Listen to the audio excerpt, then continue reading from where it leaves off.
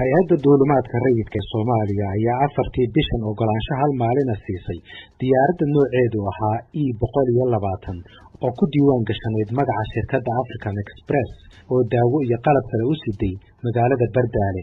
Diyaaradda ayaa khadka ay maraysay ahaa Muqdisho, Baydhaba, Bardaale, Muqdisho. Saraakiisha Soomaalidu waxay ii sheegeen in diyaaraddu markii ay u soo dhawaatay degitaanka ay aragtay baabuur kuwa militariga ah oo uu saaran yahay qoriga Zuuga oo ay leeyihiin ciidamada Itoobiya. Baabuurkaasi oo ku sugan dhabbihii ay diyaaraddu ku degi lahayd. Kadibna waxay goobjoogayaashu sheegeen in duuliyuhu uu kor u qaado diyaaradda si uusan ugu dhicin baabuurkaasi si uu isugu dayo inuu mar kale degitaan sameeyo. Hase yeeshee ilbiriqsiyo kadib waxaa dhacday rasaas. taasi oo ka dhacaysay baabuurkii ku sugnaa dhabaha diyaaradda oo ka dhacayay qoriga Zuuga. Rasaastaasi oo soo riday diyaaradda sida ay sheegeen goobjoogayaashu. Weydow Cali Xasan waa gudoomiyaha guddiga arrimaha bulshada ee degmada Bardaale. Horeyna waxa uu gudoomiye uga soo ahaa degmadaasi. Waxa uu maalintaasi ku sugnaa garoonka waxaana uu arkay sida ay wax u dhaceen.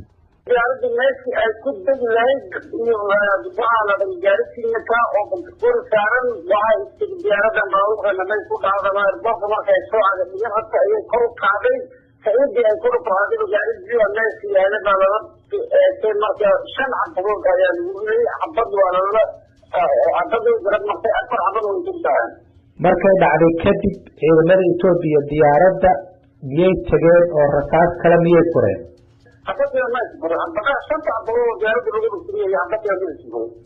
diyaaradda markii ugu horeysay ee ay timaado Bardaale miyay ahayd diyaaraddaasi? waxay sheegeen saraakiisha Soomaalidu in ciidamada Itoobiya ay meel dhow ka arkeen diyaaradda. garoonka ayaa magaalada kaga yaala dhinaca galbeed waxaana diyaaraddu ay ka timid dhinaca waqooyi markii ay isku dayeysay inay degto. ila kale waxay VOA u sheegeen in duuliyuhu uu dhiciseeyay isku daygii hore ee degitaanka garoonka kadib markii uu dhabaha soo galay dameer. kadib markii uu isku dayay inuu diyaaradda kor u qaadana uu ku dhawaaday baabuurka ay lahaayeen militariga Itoobiya. hase yeeshee Weydow Cali Xasan oo goobta ku sugnaa isagu waxa uu sheegay inuusan arkin dameer soo galay dhabaha diyaaradda.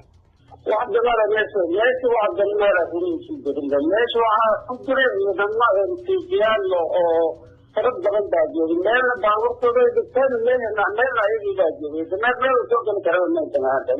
ciidamada toogashada geystay waa kuwa Itoobiya sida ay sheegeen saraakiisha Soomaalida oo isugu jira kuwa deegaanka wasiiro iyo weliba kuwa dhinaca gaadiidka hawada ah. saldhigga Bardaale ee ay ku sugan yihiin ciidamada AMISOM ee ka socda dalka Itoobiya waxaa sidoo kale ku sugan ciidamo ka socda Itoobiya oo aan ka mid ahayn kuwa AMISOM.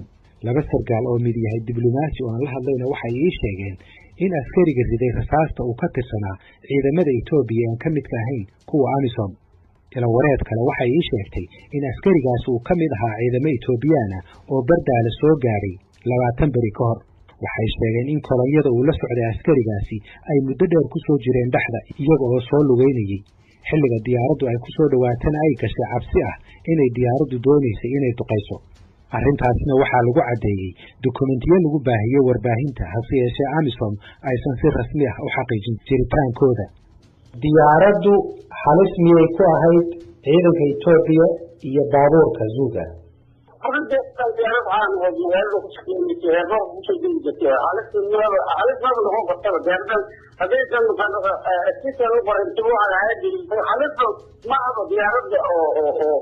oo shaqad diyaaradda yaqaano baabuur ku soo degay oo hadana ku soo degtay inuu soo degay kana ogaado heer markii soo banana jigaayeen loo sheegay inta aan la hadin laakiin maamulku waa loo sheegay oo ogaayeen diyaaradda inta ama ka faafay dadaba hadda ka soo degtay dadaba ka soo qaaday dadka ku soo socda. haddii haddaba baaritaanka la samaynayo uu xaqiijiyo in askarigaasi aanu ka tirsanayn ciidamada AMISOM waxaa taasi ka iman kara su'aalo dhinaca sharciga ah. inkastoo ciidamada Itoobiya ee AMISOM ka mid ka ahayni ay Soomaaliya joogeen muddo sanado ah iyagoo ku doodaya inay ku joogaan heshiis laba geesood ah oo ay wada gaareen dawladaha Itoobiya iyo Soomaaliya. inay ku joogaan heshiis labada dawladood ah waxaa sidoo kale sheegay saraakiil Soomaali ah. ciidamada Itoobiya ee aan ka tirsanayn AMISOM ayaa ila wareedyo lagu kalsoon yahay ay ii sheegeen inay 75% ka yihiin ciidamada Itoobiya ee ku sugan Soomaaliya. Bardaale waxay ka mid tahay 3 magaalo oo ay wada joogaan ciidamo Itoobiyaan oo isugu jira kuwa ka tirsan AMISOM iyo kuwa aan ka tirsanayn. labada magaalo ee kale waa Buurhakaba iyo Baardheere. qodob kale oo baaritaanku uu eegayo ayaa ah in ciidamada Itoobiya ee Bardaale jooga ay ogaayeen inay diyaaraddu imanayso iyo in kale. mas-uuliyiinta Soomaalidu waxay ku doodayaan in ciidamada Itoobiya ee jooga Baydhabo ay ahayd inay u sheegaan ciidamadooda jooga Bardaale oo uu wada xukumo taliye keliya. saraakiisha Soomaalidu ma hubaan inay taasi sameeyeen ciidamada Itoobiya, waxayse saraakiisha Soomaalidu hubaan inay u sheegeen saraakiishooda ku sugan magaalada Bardaale ee Soomaalida ah. waa kan Weydow Cali Xasan oo sheegay inuu ka warqabay imaatinka diyaaraddaasi. wallahi ciidamada Itoobiya lasoo wargeliyey ma xageyn kara, laakiin maamulku waa loo soo maamulku waa ogaa diyaaradda Itoobiya waa loo lagu soo wargeliyey.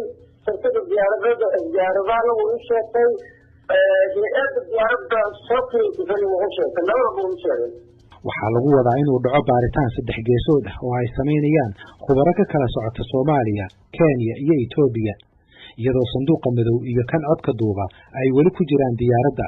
wasiirka gaadiidka iyo duulista hawada Maxamed Cabdulaahi Salaad Omar ayaa dhawaan iiga warramay baaritaankaasi. waxa la wixii meesha looga baahnaa evidence ahaa meesha ayuu yaalaa. annagana reportigeena waan soo diyaarinay, eyewitnesski waan soo arkay.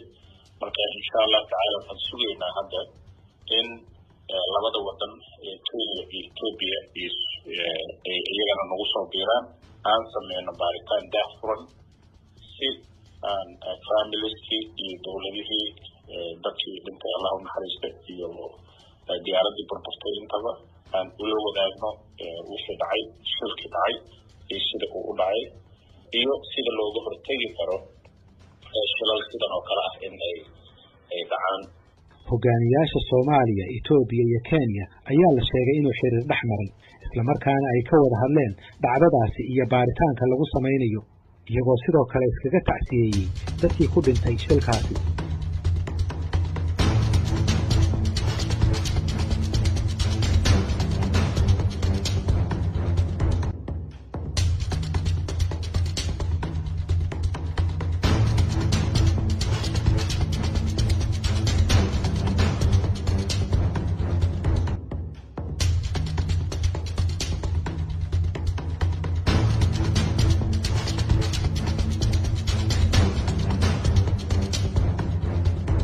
fadlan haddii aad ku cusub tahay channelkan ha iloobin inaad subscribe aad tiraahdo. haddii se aad tahay macmiil soo noqday ha iloobin in aad gambaleelka aad furato si aad ula socoto waxyaabaha aanu soo gelino channelkan. haddii aad u aragto in muuqaalada noocan oo kale ah aad wax ka faa'iideyso like saar si aan u aragno cadadda tirada danaynaysa. mahadsanid.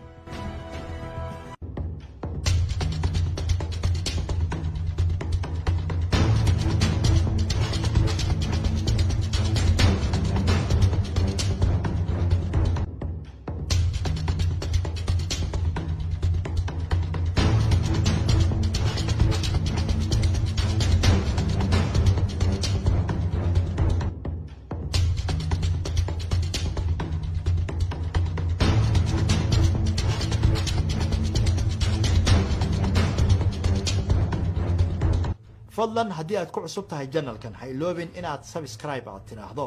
haddii se aad tahay macmiil soo noqday ha iloobin in aad gambaleelka aad furato si aad ula socoto waxyaabaha aanu soo gelino channelkan. haddii aad u aragto in muuqaalada noocan oo kale ah aad wax ka faa'iideyso like saar si aan u aragno cadadda tirada danaynaysa. mahadsanid.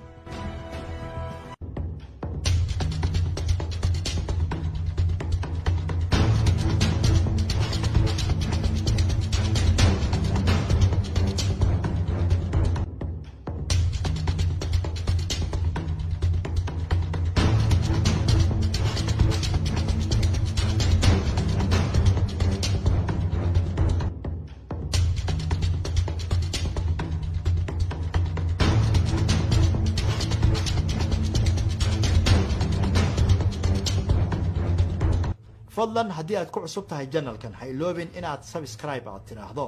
haddii se aad tahay macmiil soo noqday ha iloobin in aad gambaleelka aad furato si aad ula socoto waxyaabaha aanu soo gelino channelkan. haddii aad u aragto in muuqaalada noocan oo kale ah aad wax ka faa'iideyso like saar si aan u aragno cadadda tirada danaynaysa.